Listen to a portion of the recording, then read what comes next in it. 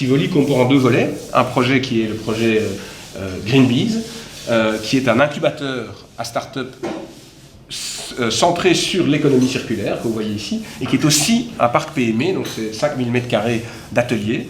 Donc vous avez des ateliers au rez-de-chaussée, et au-dessus, quelque chose qui ressemble un peu à des espaces bureaux, mais qui est un incubateur à start-up centré sur l'économie circulaire.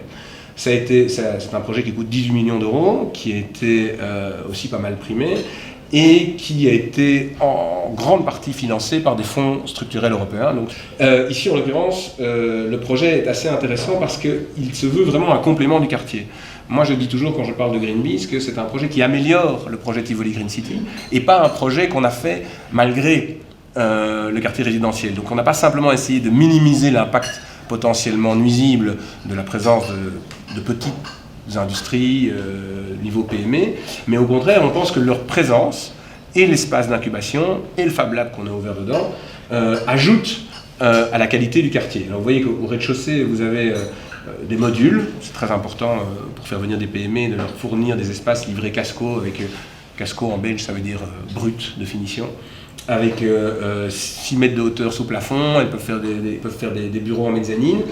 Vous avez deux rues qui sont en fait des rues couvertes, ce qui diminue les nuisances liées au charroi. Et au-dessus de ça, vous avez donc l'incubateur. Donc vous voyez que le côté industriel et le côté face au prochain nouveau quartier est tout à fait pensé pour que d'un côté vous ayez un endroit qui soit attractif dans lequel les futurs habitants aient envie de venir. La salle, elle pourra servir d'ailleurs à des événements liés au quartier. C'est en tout cas un appel aussi à l'entrepreneuriat. On pense que c'est important dans ces quartiers-là de montrer que oui, il y a moyen de créer son propre job et de se développer économiquement.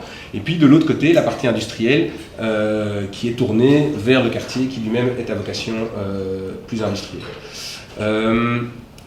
Dedans, nous avons décidé d'opérer nous-mêmes, en collaboration avec la ville de Bruxelles, un Fab Lab qui va s'adresser évidemment à plusieurs types de publics. Il y a beaucoup d'écoles autour dans le quartier, donc on espère qu'on va pouvoir initier la fabrication numérique des écoles. On va travailler avec Bruxelles Formation.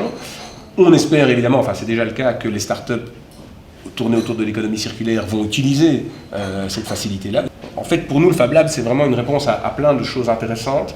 D'abord parce que il ne faut pas rater ce tournant-là dans le développement économique. On est une société de développement économique, donc il faut qu'on encourage l'économie productive là où elle peut trouver sa place. Mais c'est aussi quelque chose de très intéressant en termes de revitalisation urbaine et en termes d'intégration de la production de biens manufacturés dans la ville. Certes, c'est une nouvelle manière de produire des biens manufacturés, c'est pas les 150 000 emplois qui vont être créés là, mais c'est très important de pouvoir trouver sa place dans les quartiers, et donc on pense que ça va ajouter à l'attractivité du quartier.